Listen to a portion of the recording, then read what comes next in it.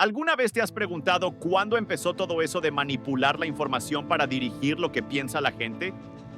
Pues no fue en Internet, ni en la televisión, ni siquiera en la Guerra Fría. Fue mucho antes, en plena Primera Guerra Mundial, cuando los gobiernos descubrieron algo mucho más poderoso que los cañones: el control de las noticias. Corre el año 1916. Europa lleva ya 2 años sumida en una guerra que se suponía corta y gloriosa. Pero las trincheras han convertido el frente en un matadero interminable. Francia sangra en Verdún, los británicos se hunden en el Somme y Alemania empieza a sufrir hambre por el bloqueo naval. En ese contexto, los gobiernos se dan cuenta de que la moral es casi tan importante como el armamento. Si la gente deja de creer que se puede ganar, el país entero se derrumba. Y ahí entra la propaganda. No como simple cartel con un eslogan bonito, sino como una auténtica maquinaria de persuasión, diseñada para moldear la mente de millones de personas. Londres fue el epicentro de esta revolución informativa. En una oficina discreta del Wellington House, un edificio de apariencia inocente, el gobierno británico creó la primera oficina de propaganda moderna. Su misión: convencer al mundo de que el Reino Unido luchaba por la libertad, mientras el enemigo era presentado como un monstruo sediento de sangre. Allí trabajaban escritores, periodistas, artistas y académicos. Gente brillante, muchos de ellos conocidos por sus libros o sus cuadros. Pero en 1916, sus pinceles y sus plumas se pusieron al servicio de la guerra. El objetivo no era solo animar a los soldados, sino también influir en países neutrales, sobre todo Estados Unidos, para que se unieran a la causa aliada.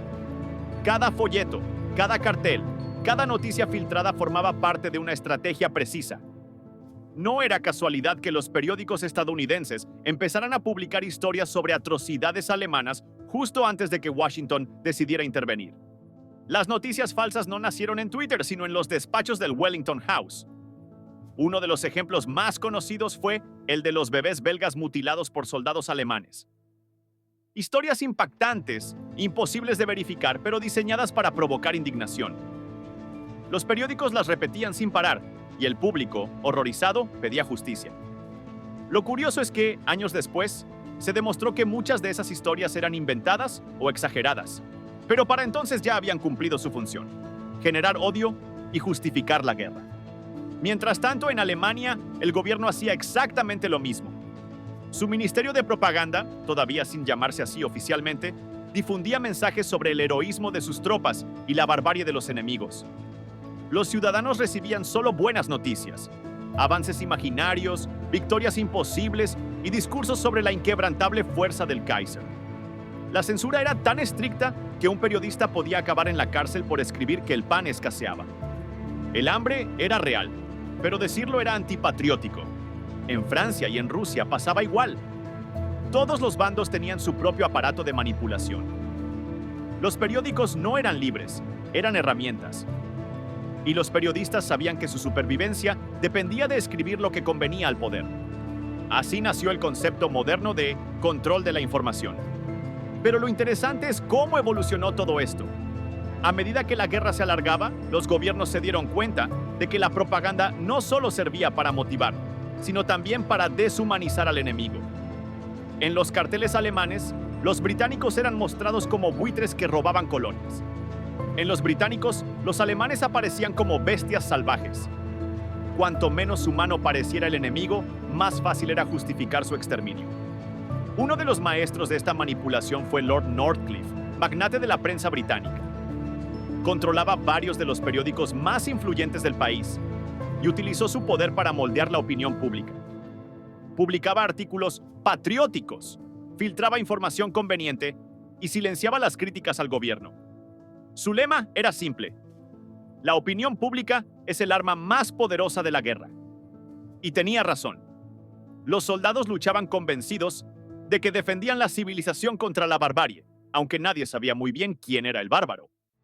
Mientras tanto, en el frente, los soldados vivían una realidad completamente distinta. Las cartas eran censuradas, los diarios revisados y los telegramas interceptados. No se podía contar lo que pasaba realmente. Si un batallón era aniquilado, la noticia se suavizaba: resistencia heroica en tal posición. Si un general cometía un error, se transformaba en una maniobra táctica arriesgada. La verdad era una víctima más del conflicto. En 1916, la propaganda alcanzó un nuevo nivel. El gobierno británico creó el War Propaganda Bureau, y poco después, en 1917, Estados Unidos fundó su propio organismo, el Comité Creel. Allí trabajó, entre otros, un joven Walter Lippmann, que años después escribiría uno de los libros más influyentes sobre comunicación y manipulación, Public Opinion. De ese laboratorio saldría una idea que marcaría el siglo XX. No hay realidad pública, solo percepciones gestionadas. Los métodos eran tan sofisticados que hoy los consideraríamos marketing político. Se segmentaban audiencias, se diseñaban mensajes distintos para obreros, mujeres, empresarios o estudiantes. A cada grupo se le contaba una parte de la historia. A las madres se les decía que sus hijos morían por un futuro mejor. A los obreros, que el enemigo quería destruir su trabajo. A los empresarios, que la guerra traería nuevos mercados. Todo con el mismo objetivo: mantener a la población unida, aunque el frente estuviera estancado y los cadáveres se amontonaran. Y lo más sorprendente es que funcionó. En Gran Bretaña la moral se mantuvo alta pese a las pérdidas. En Francia, el miedo a parecer traidor mantuvo el silencio. En Alemania, la fe en la victoria siguió viva hasta casi el final. Las palabras, bien usadas, habían demostrado ser tan letales como las balas. Cuando la guerra terminó, los propios propagandistas quedaron asombrados por lo que habían conseguido. Habían manipulado a millones de personas con tinta y papel. Y lo peor es que nadie se arrepintió. Al contrario, los gobiernos aprendieron la lección. Si puedes controlar la información, puedes controlar a la gente. En los años 20 y 30, esas técnicas se perfeccionaron. La propaganda de la Primera Guerra Mundial fue el ensayo general del siglo XX. De ahí salieron los manuales que usarían Goebbels en Alemania, Stalin en la URSS y los estrategas de la Guerra Fría. Lo que empezó en 1916 como una necesidad temporal se convirtió en un sistema permanente. Y aquí viene la parte más inquietante. Muchos de los métodos creados entonces siguen usándose hoy, aunque con otro nombre. Relaciones públicas, comunicación institucional, gestión de crisis. Cambian los medios, pero la lógica es la misma. Controlar el relato, definir al enemigo, repetir el mensaje hasta que parezca verdad. La diferencia es que ahora los mensajes llegan a millones en segundos. Así que, la próxima vez que leas una noticia escandalosa o un titular que parece demasiado perfecto para ser verdad, piensa en el Wellington House de 1916. Allí empezó todo. Allí se descubrió que las guerras no solo se ganan con armas, sino con palabras.